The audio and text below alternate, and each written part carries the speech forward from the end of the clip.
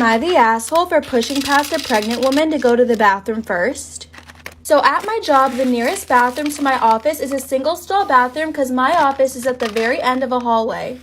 Today while working, I felt like something just happened down there. I looked at my period tracker and yep, it's supposed to come today. So obviously I thought that must have been it and totally forgot about it. I made a beeline to the toilet and at the time a pregnant coworker was making her way towards it. When she saw me, she hurried up and we kind of arrived at the door at the same time. I made a move to grab the handle, but she got in my way and blocked me. She said, "Sorry, I'm pregnant and I really gotta go," to which I told her I think I just started my period and I'm gonna make it quick. She didn't want to accept that and said I got a baby pressing on my bladder.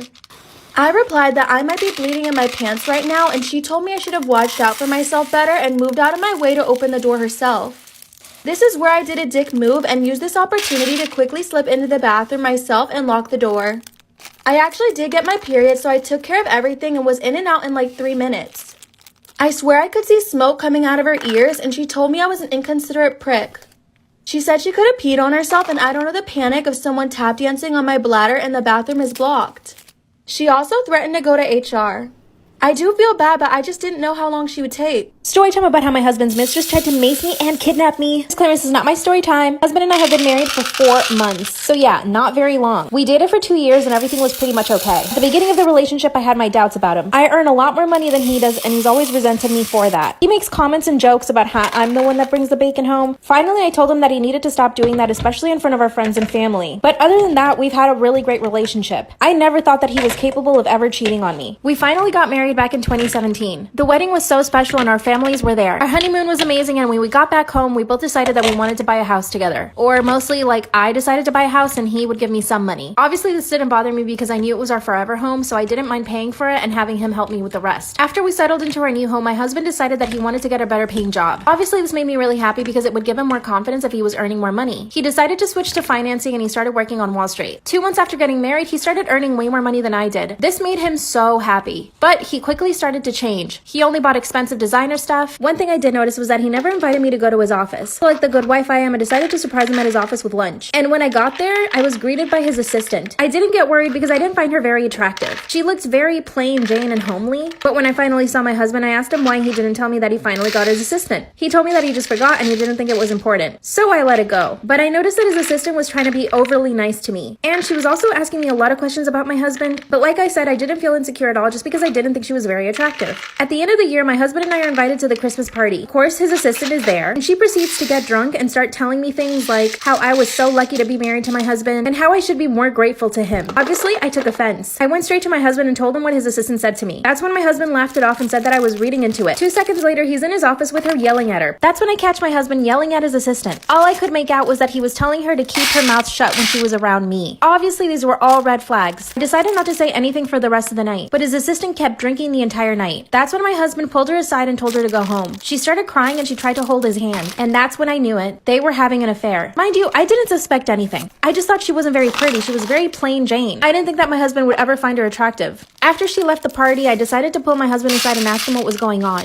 I asked him if he was having an affair with her, and he told me the truth. He said yes. Obviously, this was really heartbreaking. We hadn't been married long. That's when he told me that he wanted independence from me because I was the one that paid for everything, and that he wanted to feel like a man, and that because I earned more money and paid for everything, he felt less of a man. Wow, great excuse. He promised to break things off because he had no feelings for her and that he actually felt bad for using her because she was falling in love with him. I told him that he needed to fire her right away. The following day, he fired her, but she shows up at our doorstep. But of course, my husband wasn't home. As soon as I open the door and see that it's her, she pulls out pepper spray and sprays me in the face. I fall to the floor and she grabs me by my ankles and drags me to her car. She was like scary strong. She opened up her trunk door and actually tried to pull me inside, but she couldn't lift me. Luckily, one of my neighbors was there and started yelling at her to leave me alone. That's when she got in her car and drove off. The police pulled her over 2 miles away. In her car, she had a shovel and an axe. She told the cops that she was planning on aliving me so that she could stay with my stupid husband. She went to jail and my husband and I are still together. Should I get a divorce? Am I the asshole for confronting the bride and groom at the wedding over the seating chart and leaving early when they refused to change it?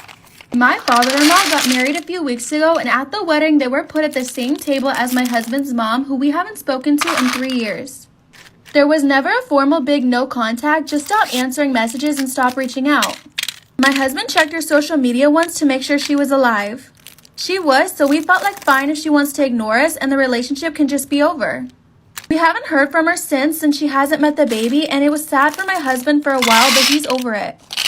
We were expecting her to be at the wedding, but we're very surprised that she was seated next to us. Father-in-law knows about the estrangement. I asked father-in-law and the bride why we were next to mother-in-law, and I did congratulate them first. Father-in-law looked like he was trying really hard not to smile and said to ask the bride because she did the seating chart. She said it's just normal to put people with people they know, and I asked if we could be moved because she was making my husband so uncomfortable. Father-in-law asked what she was doing, and I admitted nothing, and he told us to leave him alone and stop bothering him at their wedding. I went back to the table, and at this point, my husband isn't even eating because he's stressed, and mother-in-law's twisting all the way in her chair so she doesn't have to look at us. I snapped and told my husband we shouldn't stay when we've been disrespected, and if his dad wanted us there, he wouldn't have put us here. I literally don't know if I should be scared. So Christmas is in 5 days, and I have a lot of Christmas gifts. Like, I need to get a lot of people Christmas gifts. So I'm like, maybe I'll go to Walmart to get some gifts. Get some quick holiday shopping done for cheap at Walmart. So I go there alone because I'm on winter break before anybody else that I'm friends with. Because all my friends go to public school and I do online school, and I got off Friday. So I'm like, I'll just go alone. I left my house at like noon. I get to Walmart, and surprisingly at 12 o'clock on a Monday, it was very busy. Like, there were a lot of people. So when I walk in, straight to the makeup aisle, because that's like the main thing I needed to get. I wanted to get some of my friends' makeup, make them look all cute for Christmas. I'm sitting there like looking at the eyelash section for a good 5-10 minutes, and I feel like somebody's staring at me. I feel like there's a presence with me. So I'm like, little weird. I turn around, I look behind me, and there's some random guy just sitting there staring at me.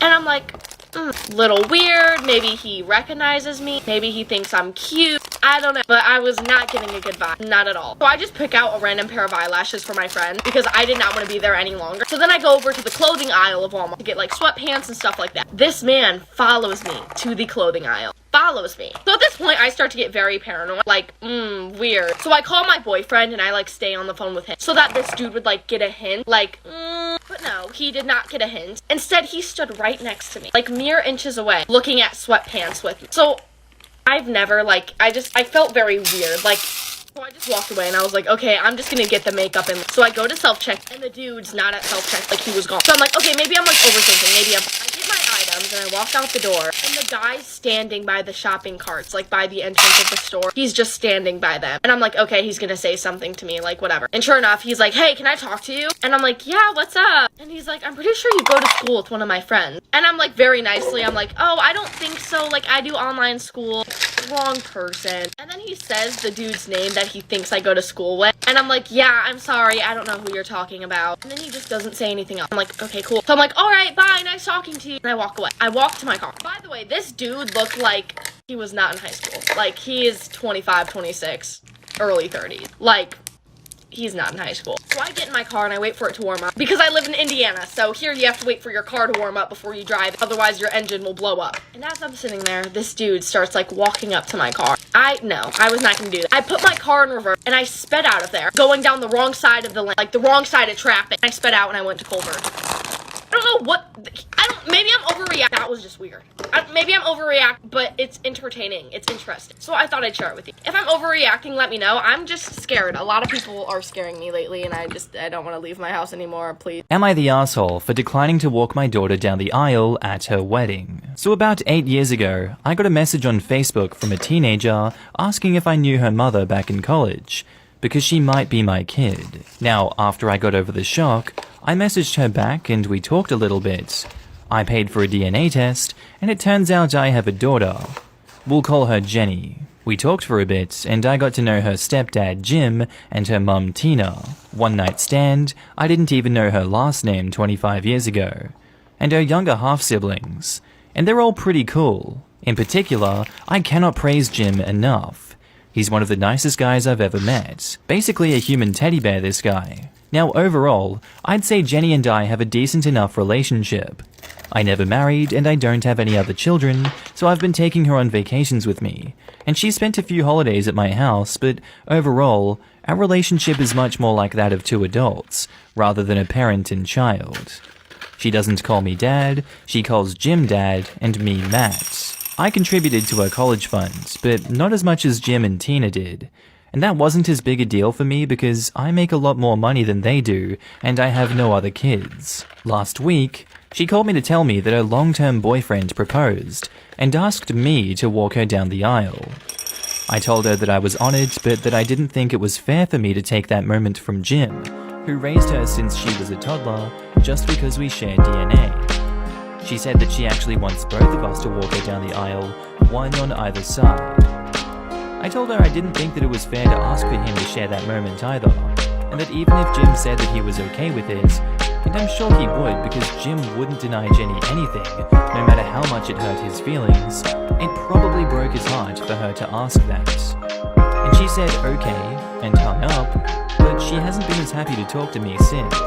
Am I the asshole for saying no, or do I just need to give her some time to adjust?